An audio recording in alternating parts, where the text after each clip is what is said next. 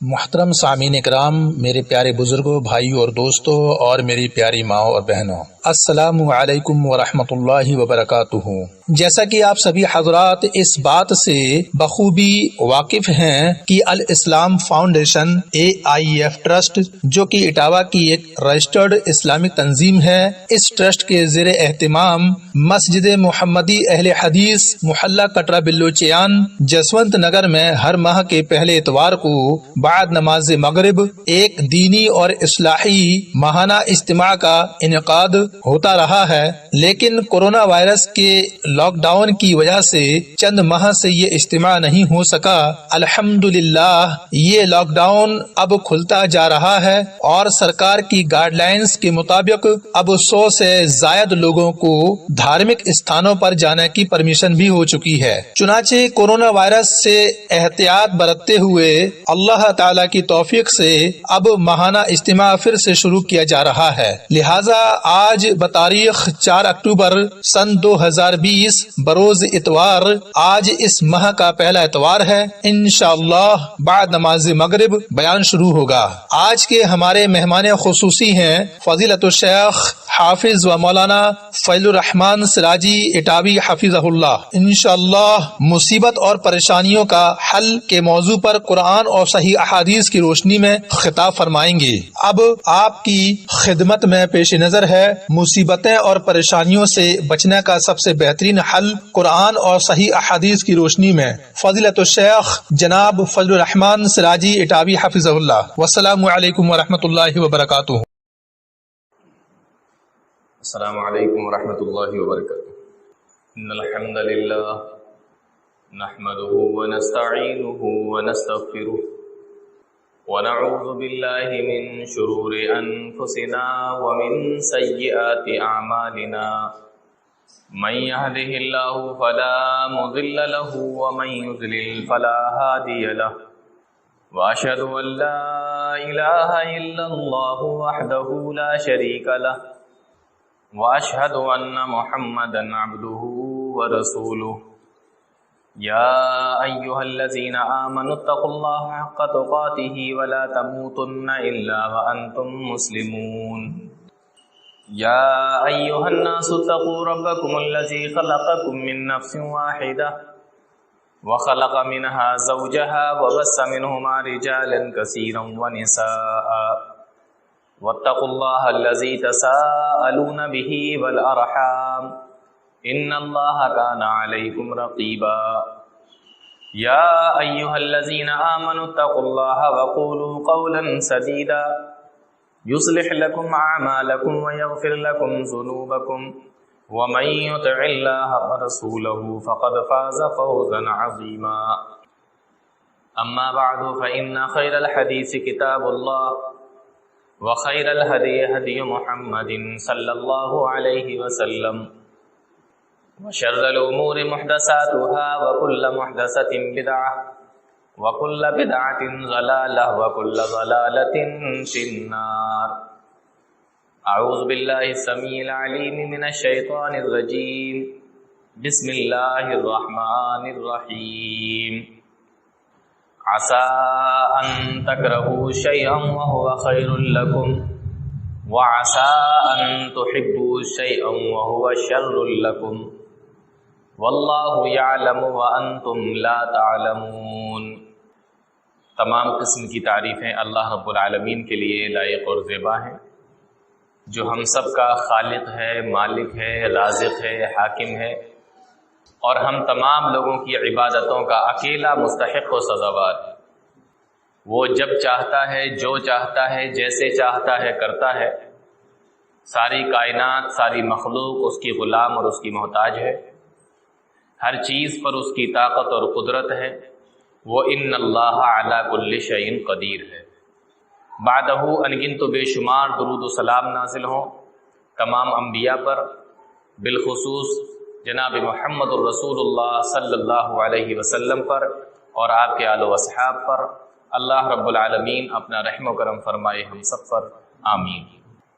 پچھلے کافی ٹائم سے lock down کی وجہ سے لوگوں کو کافی پریشانیاں ہوئیں، اور خاص طور سے معاشی طور پر، کاروباری طور پر، روزی روٹی کے طور پر لوگوں کو کافی پریشانیوں کا سامنا کرنا پڑا۔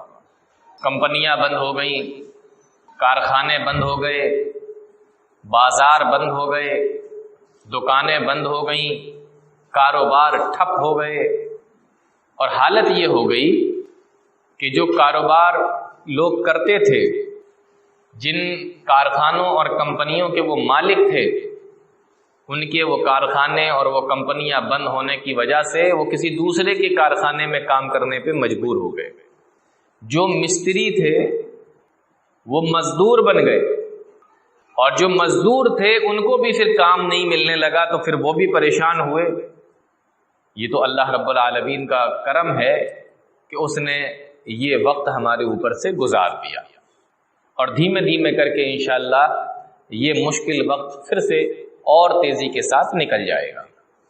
اچھا، جب ایسا ماحول پیدا ہو گیا اور حالات جب ایسے بن گئے، اب چونکہ ہم سب لوگ تو مسلمان ہیں، ہمیں ہر کام کے لیے دین سے، اسلام سے رہنمائی چاہیے ہوتی۔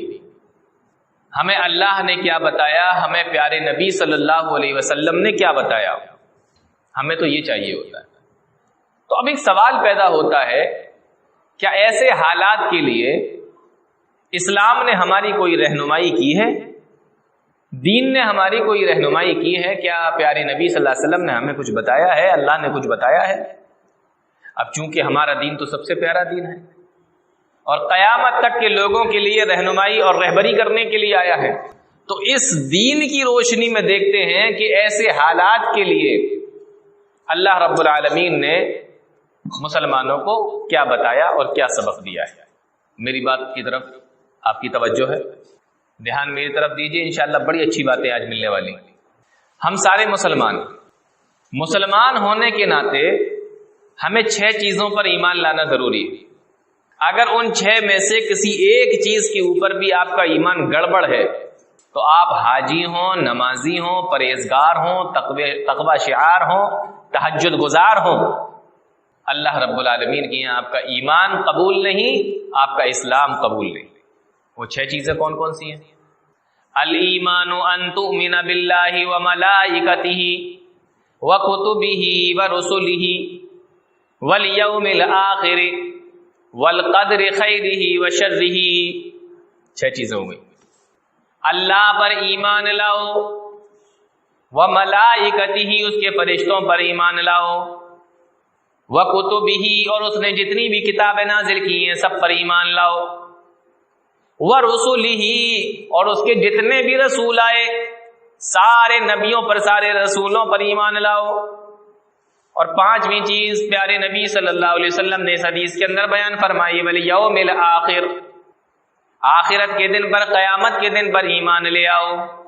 کتنی چیزیں ہو گئی؟ 5۔ اب 6ٹھی چیز جو آج کے میرے اس موضوع سے تعلق رکھتی ہے، والقدر خیرہ وشرہ۔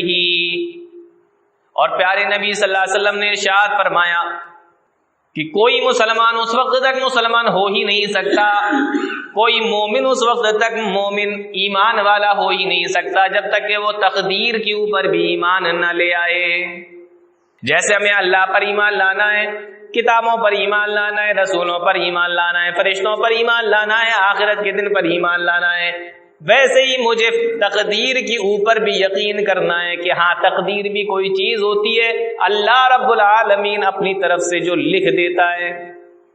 کہتے نہیں ہماری قسمت میں تھا، تو یہ دن ہماری تقدیر میں تھے۔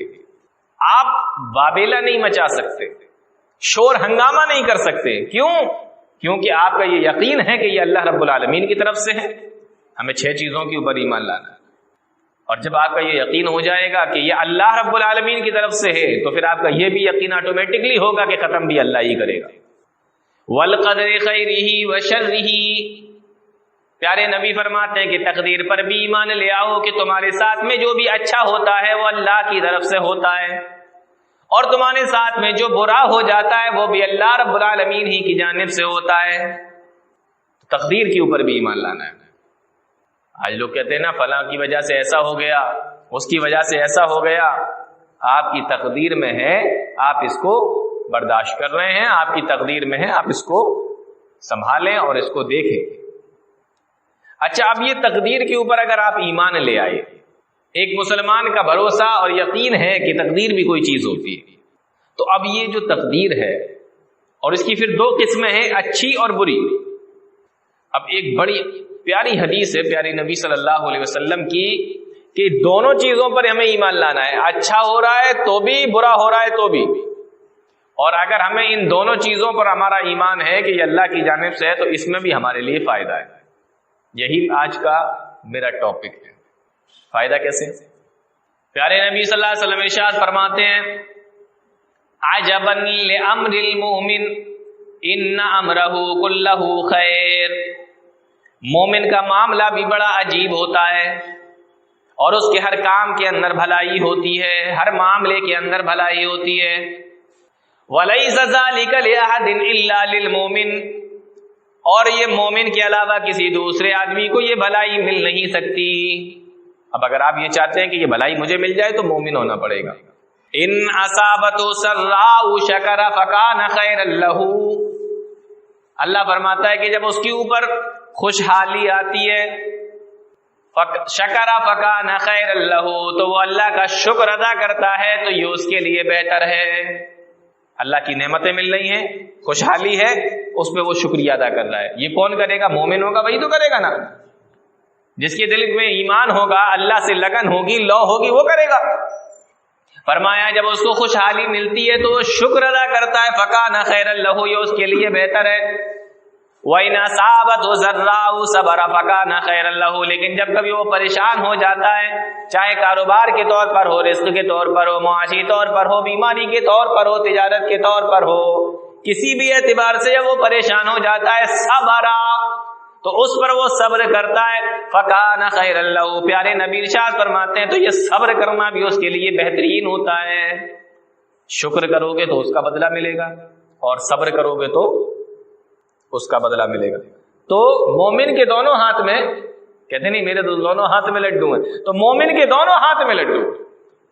خوشحالی آئے تو اتراؤ مت، اور تنگی آئے، پریشانی آئے تو جزا فضا مت کرو، کسی دوسرے کے سامنے شکایت نہ کرو، اللہ کے سامنے شکایت کرو، اللہ سے کہو۔ تو دونوں چیزیں بہتر، والقدر خیرہ وشرہ، تقدیر پر ایمان لانا ہے کہ یہ ہونا ہے، یہ لکھا ہے، ہوا ہمارے ساتھ ہے۔ اچھا، اب اللہ رب العالمین جب اتنا مہربان ہے، رحمان اور رحیم دونوں ہیں، تو پھر یہ پریشانیاں آتی کیوں ہیں؟ یہ دقت آئی کیوں؟ اس کا پھر اس حدیث کے اندر جواب دیا گیا، یہ صحیح مسلم کی روایت ہے۔ پیارے نبی ارشاد فرماتے ما یصیب المسلم من نصب، کسی مسلمان کو کوئی تکلیف پہنچتی ہے، ما یصیب المسلم من نصب ولا وصب ولا ہم ولا حزن، غم پہنچتا ہے، وہ رنجیدہ ہو جاتا ہے، ولا حزن، کوئی تکلیف پہنچ جاتی ہے، ولا غم، اور کوئی غم اس کو پہنچتا ہے۔ دیکھیے ساری چیزیں بیان کرنی ہے اس حدیث کے اندر، تکلیف پہنچتی ہے، رنج پہنچتا ہے، غم پہنچتا ہے، رنجیدہ ہو جاتا ہے، بیمار ہو جاتا ہے، حتی الشوکۃ یشاکھها، اللہ کے نبی صلی اللہ علیہ وسلم ارشاد فرماتے ہیں یہاں تک کہ کسی مومن کے، مسلم کے پیر کے اندر کانٹا بھی چبھ جاتا ہے، اس کو تکلیف پہنچتی ہے کانٹا چبھنے کی وجہ سے۔ فرمایا الا کفر اللہ بہا من خطایا، تو کانٹا چبھنے کی وجہ سے اسے جو تکلیف پہنچی ہے، اللہ اس تکلیف کی وجہ سے اس کے گناہوں کو معاف کر دیتا ہے۔ یہ اتنے مہینے جو لاک ڈاؤن کی جھیلیں ہیں، پریشانیاں جھیلی ہیں نا، الا کفر اللہ بہا من خطایا، اللہ اس کی وجہ سے اس کے گناہوں کو معاف کر دیتا ہے۔ پیر میں کانٹا بھی چبھ جائے تو گناہ معاف۔ اسی لیے اللہ کے نبی صلی اللہ علیہ وسلم جب کسی مریض کو دیکھنے جاتے تھے تو کہتے تھے لا باس طہور انشاءاللہ، فکر نہ کرو، یہ بیماری تمہارے گناہوں کو صاف کر رہی ہے۔ بات سمجھ میں آ رہی کہ نہیں؟ اب میں یہاں پر ایک بات اور بتاتا ہوں۔ ہم لوگوں کو کبھی کبھی ایسا لگتا ہے کہ ہمارے اس کام کے اندر بھلائی ہے، ہم یہ کر لیتے تو آج ہماری لائف کچھ اور ہی ہوتی، ہماری زندگی کچھ اور ہی ہوتی، مزے ہوتے۔ کچھ لوگوں کو بھی یہ کہتے ہوئے سنا گیا کہ لاک ڈاؤن نہ لگا ہوتا تو مزہ آ جاتا، کاروبار بہترین ہمارا چل رہا تھا، فلاں وجہ سے میری پریشانی آئی، فلاں وجہ سے مجھے تکلیف ہوئی، اس کی وجہ سے میرا کاروبار ٹھپ ہو گیا، اس طریقے کی باتیں کرتے ہوئے بھی سنا گیا۔ یہ مسلمانوں کا کام نہیں، یہ ہمارا اور آپ کا کام نہیں ہے کہ کس کی وجہ سے کیا ہو رہا ہے۔ ہمیں تو قرآن کریم جو بتاتا ہے وہ یہ، عسى ان تكرهوا شيئا وهو خير لكم، عسى ان تكرهوا شيئا وهو خير لكم، جس چیز کو تم ناپسند کر رہے ہو، جس چیز کو تم ناپسند کر رہے ہو سکتا ہے کہ وہ تمہارے لیے بہتر ہو۔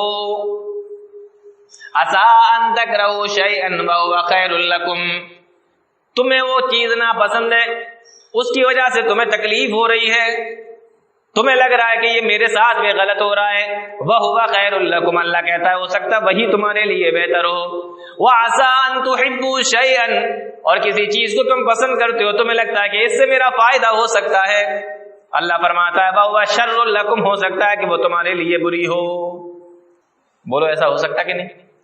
واللہ یعلم وانتم لا تعلمون، آگے اللہ خود کلیئر کرتا ہے، واللہ یعلم وانتم لا تعلمون، اللہ جانتا ہے تم نہیں جانتے، تمہارے لیے کون سی چیز بہتر ہے۔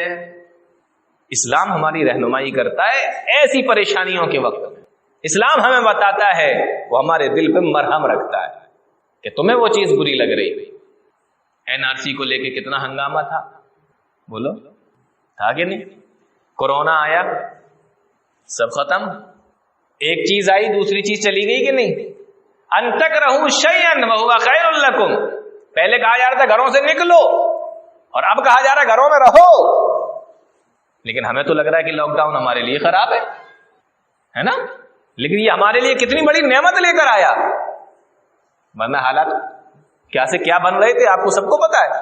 اس لیے اللہ فرماتا ہے عَسَىٰ أَن تَكْرَهُوا شَيْئًا وَهُوَ خَيْرٌ لَكُمْ، تم جس کو ناپسند کر رہے ہو سکتا ہے وہ تمہارے لیے بہتر ہو، تو یہ ہمارے لیے تو ایک نعمت ہی بن کے آیا، ورنہ کاغذات کو لے کر کتنا مارا ماری اور ہنگامہ تھا، وہ بتانے کی ضرورت تو ہے نہیں۔ اچھا چلیے میں آپ کو ایک دو مثالیں دیتا ہوں۔ حضرت یوسف علیہ السلام کا نام سنا ہوگا، بہت بار سنا ہوگا۔ اب یہ دیکھیں آپ کہ ہمیں جو چیز ہمارے لیے پریشانی کا سبب ہے اور اللہ کہہ رہا ہے کہ ہو سکتا ہے وہ تمہارے لیے بہتر ہو، جب بھائیوں نے ان کے خلاف سازش رچی تو کیا کہا کہ ان کو کسی کنویں میں پھینکاؤ، قافلے والے نکلیں گے اٹھا کے لے جائیں گے راستے میں سے، القوہ فی غیابت الجب یلتقطہ بعض السیارۃ ان کنتم فاعلین، قرآن کریم بیان کرتا ہے ان کو کسی کنویں میں پھینک دو، قافلے والے وہاں سے نکلیں گے ان کو لے کر چلے جائیں گے۔ اب یوسف علیہ السلام کو ان کے 11 بھائی مل کر لے کر آئے اور جنگل میں لے کر گئے اور ایک ایسے کنویں میں جا کر پھینک دیا جو ایک راستے سے ہو کر گزرتا تھا، اور قافلے جب وہاں سے نکلتے تھے تو پانی نکالا کرتے تھے۔ یہ الگ بات ہے کہ سوکھا ہوا تھا، لیکن قافلے والوں کو تو نہیں پتا نا کہ یہ سوکھا ہے، وہ تو ٹرائی کریں گے جب وہاں سے نکلیں گے ہو سکتا ہے اس میں پانی مل جائے۔ اب دیکھو ایک بچہ حضرت یوسف علیہ السلام گھر سے جنگل سے کنویں میں، اور اس کے بعد جب قافلے والے نکال کر مصر لے گئے تو یہی قرآن میں بتاتا ہے وَشَرَوْهُ بِثَمَنٍ بَخْسٍ دَرَاهِمَ مَعْدُودَةٍ، کہ چند قیمت میں، بہت ہی کم قیمت میں انہوں نے حضرت یوسف علیہ السلام کو بیچ دیا۔ گھر چھوٹا، کنویں میں گئے، مصر میں جا کر بکے۔ ابھی تک سب صحیح ہو رہا ان کے ساتھ میں؟ نہیں ہو رہا نا، لیکن خریدنے والا کون؟ اب یہاں بات آ گئی، عَسَىٰ أَن تَكْرَهُوا شَيْئًا وَهُوَ خَيْرٌ لَكُمْ، خریدنے والا کون ہے؟ عزیز مصر ہے۔ جب خریدا تو کہاں پہنچے؟ سیدھے بولو کہاں؟ ہاں کنویں سے نکلے تو کہاں پہنچے؟ سیدھے محل پہنچے۔ عَسَىٰ أَن تَكْرَهُوا شَيْئًا وَهُوَ خَيْرٌ لَكُمْ، ہو سکتا ہے کہ تمہیں وہ برا لگ رہا ہو، تمہیں لگتا ہو کہ یہ تمہارے لیے ٹھیک نہیں ہے، وَهُوَ خَيْرٌ لَكُمْ، لیکن اللہ کہتا ہو سکتا ہے کہ وہی چیز تمہارے لیے بہتر ہو۔ اب اگر کسی کو کنویں میں پھینکا جائے یہ اس کے لیے اچھا نہیں، لیکن کنویں سے جب نکلے تو سیدھے محل کے اندر پہنچ جائے تو یہ اس کے لیے بہتر ہی بہتر ہے۔ اب اسی میں یہ بھی جوڑ لو کہ جب حضرت یوسف علیہ السلام کو جیل کے اندر ڈالا گیا وہ پورا لمبا واقعہ ہے، ظاہر سی بات ہے کہ وہ تو نہیں سنا سکتے اور آپ لوگوں کو معلوم بھی۔ جب حضرت یوسف علیہ السلام جیل میں گئے، اب دیکھیے محل سے نکلے تو پھر جیل پہنچ گئے، مطلب ایک چیز بری ان کے ساتھ، دوسری چیز اچھی، اب پھر ان کے ساتھ میں پریشانی آ گئی، کون سی؟ جیل میں جانے کی۔ لیکن جب جیل میں پہنچے حضرت یوسف علیہ السلام تقریباً 7 سال تک صبر کرتے رہے جیل کے اندر۔ اب اگر کسی کو 7 سال کے اندر قید کر دیا جائے تو اس کو لگے گا کہ میری تو دنیا ہی ختم ہو گئی، اب میرے لیے کچھ بھی بہتر نہ بچا۔ لیکن حضرت یوسف علیہ السلام میں اللہ فرماتا ہے آسان تکرہوا شیئا وہو خیر لکم، ہو سکتا ہے کہ تمہیں کوئی چیز بری معلوم ہو لیکن وہ تمہارے لیے بہتر ہو۔ اب جب جیل سے نکلے تو اب محل ہی میں نہیں پہنچے بلکہ محل کے اندر جا کر قال اجعلنی علی خزائن الارض، فوڈ منترین کو بنا دیا گیا، فوڈ منسٹر۔ جیل سے نکلے تو منتری کا درجہ ملا، اور کچھ سال کے بعد اللہ رب العالمین نے پھر پورا ملک دے دیا۔ تو ایک بچہ جو گھر سے لایا گیا، کنویں میں ڈالا گیا، بازاروں میں بکا، اور اس کے بعد جیل پہنچا، اور آج کیا ہے وہ؟ پورے مصر کا بادشاہ۔ رب قد آتیتنی من الملک وعلمتنی من تعویل الحدیث۔ حضرت یوسف علیہ السلام کی دعا قرآن کے اندر موجود ہے۔ ہمیں نہیں پتا ہمارے ساتھ کیا ہو رہا ہے، واللہ یعلم وانتم لا تعلمون، اللہ جانتا ہے ہم نہیں جانتے، ہمیں وہ چیز خراب لگ رہی۔ بات سمجھ میں آئی؟ حضرت موسیٰ علیہ السلام کا نام سنا ہے؟ خواب دیکھا فرعون نے، نجومیوں سے، معبروں سے اس کی تعبیر پوچھی، نجومیوں نے بتایا کہ آپ کی حکومت میں ایک بچہ ایسا پیدا ہونے والا ہے بنی اسرائیل کے اندر جو آپ کی حکومت اور آپ کے قتل کا اور حکومت کو ختم کرنے کا سبب بنے گا۔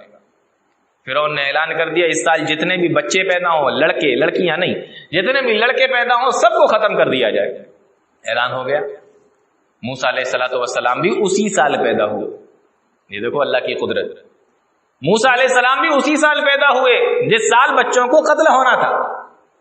اللہ رب العالمین فرماتا ہے وَأَوْحَيْنَا إِلَىٰ أُمِّ مُوسَىٰ أَنْ أَرْضِعِيهِ، ہم نے موسیٰ علیہ السلام کی ماں کی طرف وحی کی، اے موسیٰ کی ماں اپنے بچے کو دودھ پلاتی رہو، اور جب یہ بچہ تمہیں خطرہ محسوس ہو کہ فرعون کے سپاہی آئیں گے، فوجی آئیں گے، بچے کو اٹھا کر لے جائیں گے، جب تمہیں یہ ڈر لگنے لگے فَإِذَا خِفْتِ عَلَيْهِ فَأَلْقِيهِ فِي الْيَمِّ، تو اس بچے کو ایک لکڑی کے باکس میں، لکڑی کے صندوق کے اندر بند کر کے تم دریا کے اندر ڈال دینا۔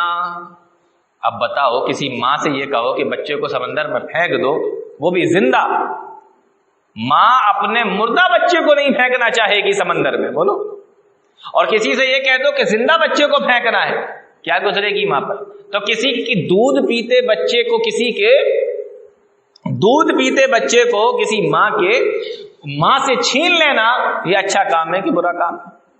یہ پریشانیوں والا کام ہے نا، کہ کسی کے دودھ پیتے بچے کو چھین لیا جائے، اس کی ماں سے اس کا بچہ چھین لیا جائے، اور چھینا نہ جائے بلکہ آنکھوں کے سامنے اس سے دریا میں ڈلوایا جائے، سمندر میں پھینکوایا جائے۔ موسیٰ علیہ السلام کی ماں نے جب خطرہ محسوس کیا تو دریا کے حوالے کر دیا، لکڑی کے ایک صندوق میں رکھ۔ اب آگے دیکھو قرآن کیا کہتا ہے، لا تخافی ولا تحزنی، اے موسیٰ کی ماں ڈرو نہیں، پریشان مت ہو، انا رادوہ الیک، تو جتنا اپنے بچے کے اوپر رحم کرنے والی ہے، میں اپنے بندوں پر تو اس سے بھی زیادہ رحم کرنے والا ہوں، پھر میں تیرا بچہ ایسے کیسے لے سکتا ہوں؟ انا رادوہ الیک، اے موسیٰ کی ماں یہ بچہ میں تجھے لوٹا دوں گا۔ کیا کہا؟ انا رادوہ الیک، اے موسیٰ کی ماں یہ بچہ تجھے واپس مل جائے گا، لوٹا دیا جائے گا، اور ہاں میں تجھ سے جب لے رہا ہوں تو یہ صرف موسیٰ ہے، وَجَاعِلُوهُ مِنَ الْمُرْسَلِينَ، جب میں تجھے واپس کروں گا تو یہ موسیٰ علیہ السلام ہوں گے، اللہ کے رسول ہوں گے، جلیل القدر نبی ہوں گے، بنی اسرائیل کے سب سے جلیل القدر نبی بنا کر اس کو واپس کریں گے۔ تو دیکھو بچہ چھینا پریشانی کی بات ہے، لیکن پھر وہی بچہ نبی بنا دیا گیا۔ عسى ان تکرہوا شیئا، ہو سکتا ہے کہ تمہیں کوئی چیز خراب لگے، وہو خیر لکم، لیکن وہ تمہارے لیے بہتر ہو سکتی ہے، واللہ یعلم وانتم لا تعلمون، تم نہیں جانتے، اللہ جانتا ہے۔ ماں سے بچہ چھنا، لیکن جب واپس ہوا تو نبی بنا کر، رسول بنا کر، اور ایسا نبی ایسا رسول کہ بنی اسرائیل میں پھر ویسا نہ نبی ہوا نہ رسول ہوا۔ تو بات سمجھ میں آ رہی؟ ہمیں کوئی چیز خراب لگے لیکن ہمیں نہیں معلوم کہ وہ ہمارے لیے کیسے، یہ پریشانیوں والا وقت جو ہمارے اوپر آتا ہے، ابھی آیا، چل رہا ہے، آگے کب کس کے ساتھ میں آ جائے، تو ہمیں یہ آیتیں قرآن کی، یہ نبی کے واقعات، یہ اسلام ہماری رہنمائی کرتا ہے، یہ ہمارے زخموں پہ مرہم لگتا ہے۔ حضرت زید بن حارثہ کا نام سنا ہے؟ زید بن حارثہ، حضرت زید بن حارثہ جب بہت چھوٹے سے تھے تو ان کے گاؤں پر، ان کے قبیلے پر ڈاکوؤں نے حملہ کیا۔ آپ سیرت کی کتابیں پڑھیں گے تو آپ کو پتہ چلے گا، ڈاکوؤں نے حملہ کیا، مال و دولت لوٹا، اور ساتھ ہی ان کو بھی اٹھا لائے۔ اور اس دور میں بچے بکا کرتے تھے، غلام ہوا کرتے تھے، غلام بکا کرتے تھے بازاروں میں، مکہ میں لا کر بیچ دیا حضرت زید بن حارثہ کو۔ اور جنہوں نے خریدا وہ حکیم ابن حزام، مکہ کے سردار، کچھ ٹائم انہوں نے اس بچے کو اپنے پاس رکھا، پھر اپنی پھوپھی حضرت خدیجہ رضی اللہ تعالیٰ عنہ کو دے دیا کہ پھوپھی جان میں آپ کو گفٹ کرتا ہوں، تحفے میں دیتا ہوں، یہ آپ کی خدمت کرے گا۔ اور جب حضرت خدیجہ کی شادی ہوئی پیارے نبی صلی اللہ علیہ وسلم سے، تو حضرت خدیجہ نے تحفے میں وہ بچہ کس کو دے دیا؟ بولو، پیارے نبی صلی اللہ علیہ وسلم۔ اب آپ سوچئے، ایک بچہ جس کے ماں باپ سے بچے کو چھڑا دیا گیا، ڈاکوؤں نے حملہ کیا اور اس کو لے کر آئے، پھر وہ غلاموں کی طرح بازار میں بکا، اور پھر وہ گفٹ کے طور پر ادھر سے ادھر آگے چلتا ہوا آیا، لیکن لاسٹ میں اس کو ٹھکانہ کہاں ملا؟ جناب محمد الرسول اللہ صلی اللہ علیہ وسلم کے پاس۔ اب مجھے آپ یہ بتائیے کہ یہ اس بچے کے لیے اچھا ہے کہ نہیں؟ بولو، اب کہاں تربیت ہو رہی ہے، اب کہاں بچہ پل رہا ہے؟ جناب محمد رسول اللہ صلی اللہ علیہ وسلم کے بعد۔ تو شروع کی اگر باتیں دیکھی جائے، ڈاکوؤں کا حملہ، بازار میں بکنا، ظاہر سی بات ہے آپ کہو گے یہ تو بہت خراب ہو رہا ہے اس کے ساتھ، لیکن وَهُوَ خَيْرٌ لَكُمْ، اللہ نے اس میں تمہارے لیے کیا بھلائی چھپا دی ہے تمہیں نہیں معلوم، تمہیں صرف یقین کرنا ہے اللہ پر۔ بات سمجھ میں آ رہی؟ اب کیا ہوا کہ ادھر ماں باپ، بچہ کہاں ہے، میرا بچہ کہاں ہے، الگ الگ ملکوں میں، الگ الگ شہروں میں گئے، بچے کو تلاش کیا، بچہ کہیں نہیں ملا۔ ان کے ماں باپ زید بن حارثہ کے حج کے دنوں میں کچھ لوگ ان کے گاؤں کے جب حج کرنے کے لیے آئے، انہوں نے دیکھا کہ ارے یہ تو وہی بچہ ہے، اس کے ماں باپ اس کو جانے کہاں کہاں تلاش کر رہے ہیں، یہ تو مکہ میں ہے، کون ہے یہ، کہاں پر ہے، ایسے کر کے سب پتا کیا تو کسی نے بتا دیا کہ یہ محمد صلی اللہ علیہ وسلم کا غلام ہے۔ انہوں نے جا کے گھر والوں کو بتایا کہ تمہارا بچہ مکہ میں ہم نے دیکھا ہے، اور وہاں محمد نامی کوئی آدمی ہے، ان کا یہاں غلام ہے۔ باپ اور چچا اونٹنی پر بیٹھے، بہت سارا سونا چاندی لیا، اور اپنے بچے کو واپس لینے کے لیے مکہ آ گئے۔ اللہ کے نبی صلی اللہ علیہ وسلم کے پاس میں پہنچے، اور پیارے نبی صلی اللہ علیہ وسلم سے جا کر کہا میں اپنے بچے کو واپس لینے کے لیے آیا ہوں۔ پیارے نبی نے فرمایا کون سا بچہ؟ کہنے لگے زید۔ کہا کہ وہ تمہارا بچہ ہے؟ کہا کہ ہاں۔ پیارے نبی صلی اللہ علیہ وسلم سے فرمایا کہ آپ یہ سارا سونا چاندی رکھ لیجئے، یہ مال و دولت درہم و دینار رکھ لیجئے، میرا بچہ مجھے واپس کر دیجئے۔ پیارے نبی صلی اللہ علیہ وسلم نے فرمایا میں بچے کو بلاتا ہوں، اگر بچہ تمہارے ساتھ میں جانے کے لیے تیار ہے تو مجھے تمہارے درہم و دینار کی ضرورت نہیں ہے، مال و دولت کی ضرورت نہیں ہے، سونے چاندی کی ضرورت نہیں ہے، تم بچے کو ایسے ہی لے جا سکتے ہو۔ حضرت زید کو بلایا گیا، کہنے لگے بیٹا ان کو جانتے ہو؟ کہا کہنے لگے ہاں یہ میرے باپ ہیں، یہ میرے چچا ہیں۔ کہا یہ تمہیں لینے کے لیے آئے ہیں، آپ ان کے ساتھ چلے جائیے۔ کہا میں نہیں جا سکتا۔ باپ نے کئی بار کہا کہ چلو بیٹا چلو، وہ کہتے میں نہیں جاؤں گا جناب محمد رسول اللہ صلی اللہ علیہ وسلم کو چھوڑ کر، میں نہیں جا سکتا۔ آخر باپ ناراض ہو گیا، کہنے لگا کہ تم آزادی کو غلامی کو آزادی پر ترجیح دے رہے ہو، غلام بن کے رہنا چاہتے ہو۔ کہنے لگے کہ میں غلام بن کے، غلام کس کا ہوں یہ تو دیکھو آپ، جناب محمد رسول اللہ صلی اللہ علیہ وسلم کا غلام، ایسی غلامی پر میری 100 آزادیاں قربان، میں نہیں جاؤں گا۔ باپ اور چچا ناراض ہو کر چلے گئے۔ جب انہوں نے یہ بات کہی کہ ایسی غلامی پر میری 100 آزادیاں، ہزاروں آزادیاں قربان، پیارے نبی صلی اللہ علیہ وسلم ان کی اس بات سے بہت خوش ہوئے، بچے کا ہاتھ پکڑا، خانہ کعبہ میں لے کر آئے اور آواز لگائی کہ او لوگوں سن لو، آج سے یہ زید بن حارثہ نہیں بلکہ آج سے یہ زید بن محمد ہے، آج سے میں اپنا بیٹا اس کو بناتا ہوں۔ تو دیکھو، جب گھر چھوٹا تو پیارے نبی کا گھر ملا، اور جب باپ چھوٹا تو کون ملا؟ جناب محمد رسول اللہ صلی اللہ علیہ وسلم ملے باپ کے طور پر۔ عسیٰ ان تکرہوا شیئا وہو خیر لکم، ہو سکتا ہے کہ تمہیں وہ چیز خراب لگ رہی ہو لیکن وہ تمہارے لیے بہتر ہو۔ اور جب پیارے نبی صلی اللہ علیہ وسلم نے ان کا نکاح حضرت زینب سے کر دیا، اپنی پھوپھی کی بیٹی سے، 1 سال گزرا تھا، نہیں بنی آپس میں، مزاج ہیں نہیں ملے، بہرحال دونوں کا آپس میں طلاق ہو گیا، الگ الگ ہو گئے۔ اب جب نبی صلی اللہ علیہ وسلم سے جو ایک سسرالی رشتہ ان کا جوڑا تھا وہ کٹا، تو یہ تھوڑا سا پریشان رہنے لگے کہ میرا ایک رشتہ تھا وہ نبی سے کٹ گیا۔ قربان جائیے، اللہ رب العالمین نے قرآن کریم کی آیت کریمہ نازل فرمائی 22واں پارہ، فلما قضا زید منہا وطرا زوجناکہا، اس واقعے کو بیان فرمایا حضرت زید کے اور حضرت زینب کے، اور فرمایا فلما قضا زید منہا وطرا زوجناکہا۔ اور یہ جنرل نالج میں آپ کو دے کر جا رہا ہوں، پورے قرآن کریم کے اندر اگر کسی صحابی کا نام آیا ہے تو وہ یہی حضرت زید رضی اللہ تعالیٰ عنہ۔ نبی کے تقریباً 1.5 لاکھ صحابہ اکرام میں سے کسی صحابی کا نام نہیں آیا، ذکر آیا، صفت آئی، خوبی آئی، نام نہیں آیا۔ اگر اللہ نے کسی کا نام لیا تو حضرت زید رضی اللہ تعالیٰ عنہ کا نام لیا ہے۔ یہ اکیلے ایسے صحابی ہیں جن کا ذکر قرآن میں آیا، آپ ایک بار زید کہو گے آپ کو 30 نیکیاں ملیں گی۔ تو رشتہ چھوٹا تو کیا ملا؟ قرآن میں ذکر ہے، آپ قیامت تک قرآن پڑھتے رہیے، حضرت زید کا ذکر آتا رہے۔ بات سمجھ میں آ رہی؟ میں نے کافی مثالیں دے دی نا آپ کو۔ عسیٰ ان تکرہوا شیئا وہو خیر لکم، تمہیں ہو سکتا ہے وہ چیز خراب لگ رہی ہو، تمہیں لگ رہا ہے کہ یہ میرے لیے بڑا نقصان ہو گیا، ہو سکتا ہے اسی میں اللہ نے تمہارے لیے بھلائی رکھ دی۔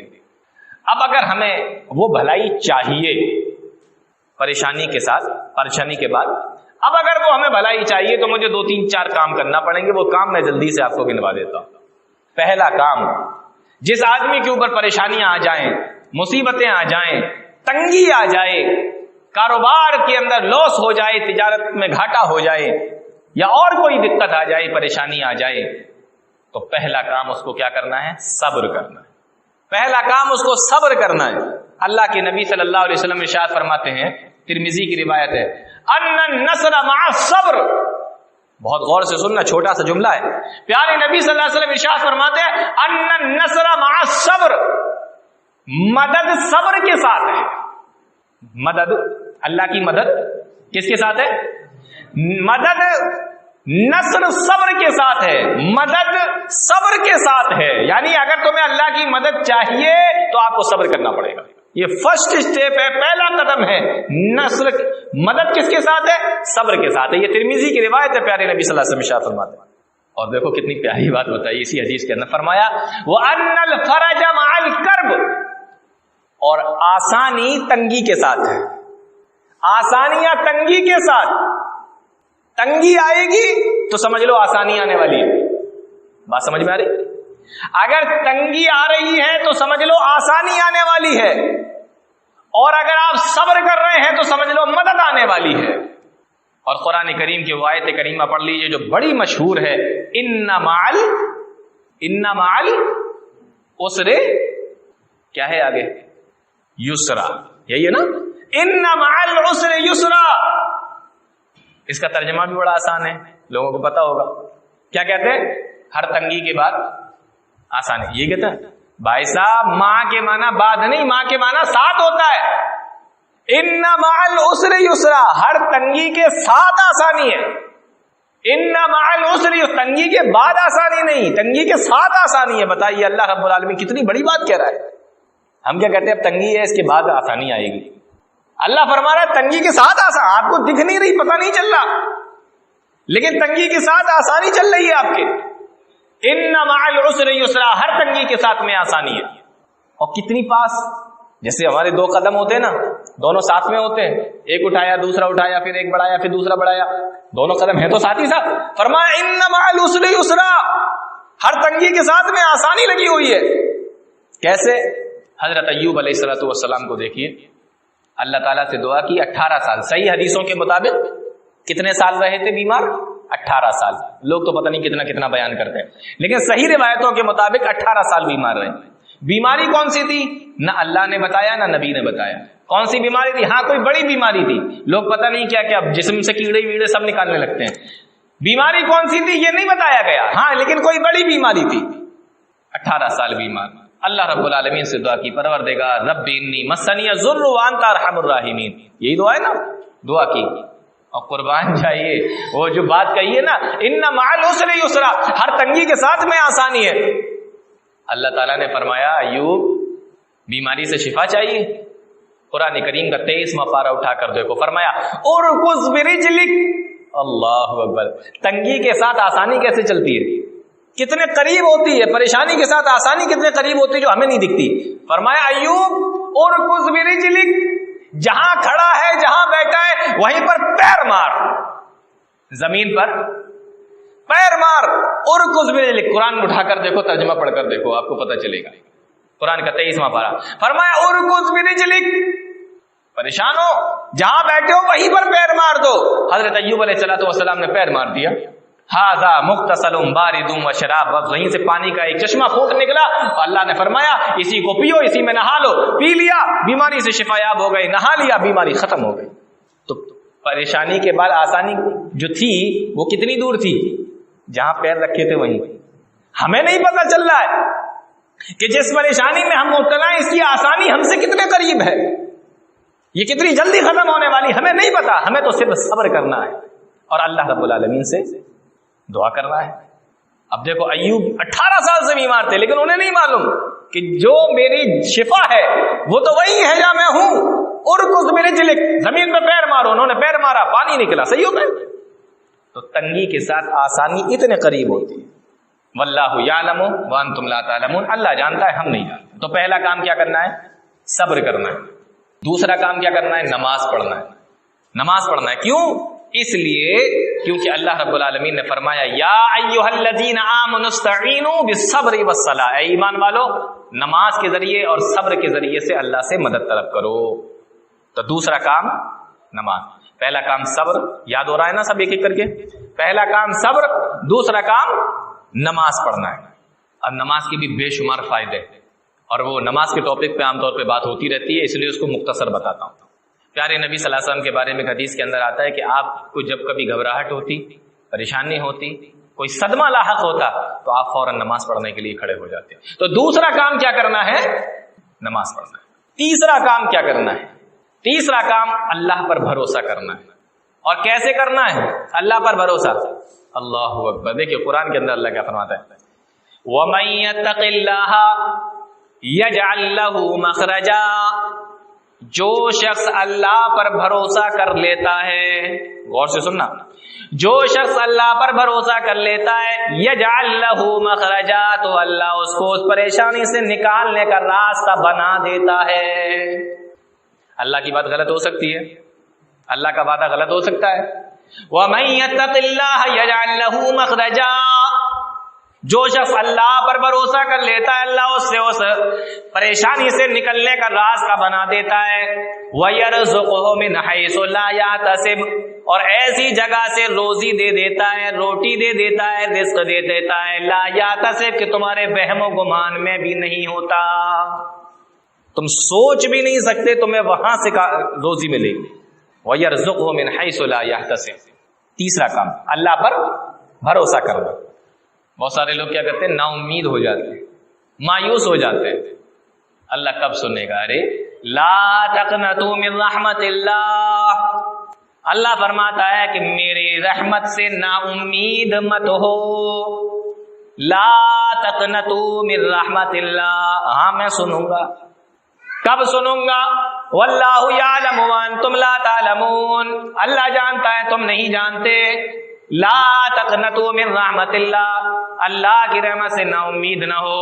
اور اگر اب بھی تم نا امید ہو رہے ہو تو اللہ آگے فرماتا ہے انہ لا ییأس من روح اللہ الا القوم الکافرون, اللہ کی رحمت سے تو صرف کافر ہی نا امید ہوتا ہے.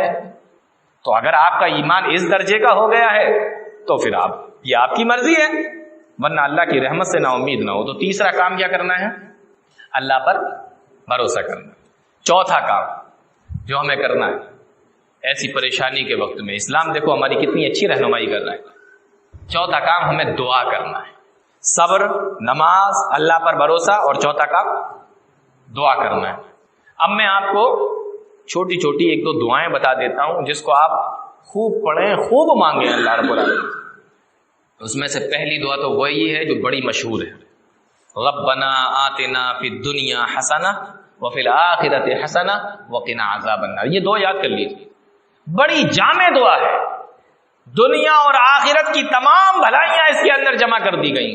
اور مجھے یاد آ رہا ہے کہ شاید اس طریقے کی ایک حدیث بھی ہے کہ اللہ کے نبی صلی اللہ علیہ وسلم کے پاس میں ایک صحابی آئے کہ اللہ کے نبی مجھے کوئی دعا بتا دیجیے۔ پیارے نبی صلی اللہ علیہ وسلم کو یہی دعا بتائی کہ اللہ کے نبی اس کے علاوہ بھی کوئی دعا بتا دیجیے۔ تو پیارے نبی نے ان سے فرمایا ابھی بچا کیا ہے؟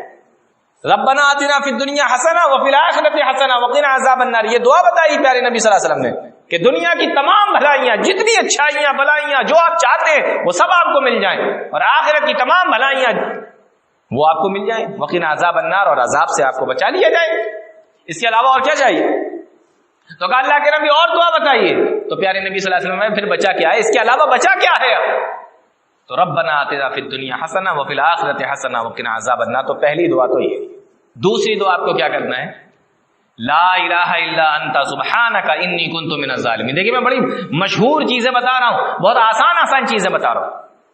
دوسرا کام آپ، دوسری دعا لا الہ الا انت سبحانک انی کنت من الظالمین، اور یہ دعا اللہ اکبر فاستجبنا له ونجیناہ من الغم وکذالک ننجی المؤمنین۔ بڑی فضیلت ہے اس دعا کی۔ اللہ فرماتا ہے کہ ہم نے یونس کو مچھلی کے پیٹ سے نکالا ہے نا، وہ بھی تو لاک ڈاؤن تھا نا، وہاں بھی پریشانی تھی، وہاں بھی تنگی تھی، وہاں بھی غم تھا، وہ مچھلی کے پیٹ میں قید تھے، وہاں بھی لاک ڈاؤن تھا، اور لیکن دعا کون سی تھی؟ لا الہ الا انت سبحانک انی کنت من الظالمین۔ تو اللہ تعالیٰ نے نکالا کہ نہیں نکالا؟ ہاں، تو اللہ تعالیٰ ہمیں بھی نکالے گا۔ وَكَذَلِكَ نُنْجِي الْمُؤْمِنِينَ، ہم مومنوں کو ایسے ہی نکالتے ہیں، ہم ایسے ہی نجات دیتے ہیں، اللہ فرماتا ہے۔ تو دوسری دعا یاد ہو گئی۔ اب تیسری دعا بڑی آسان، تین چھوٹے چھوٹے جملے۔ کون سے؟ اللہم اغفر لی، اللہم ارحمنی، اللہم ارزقنی۔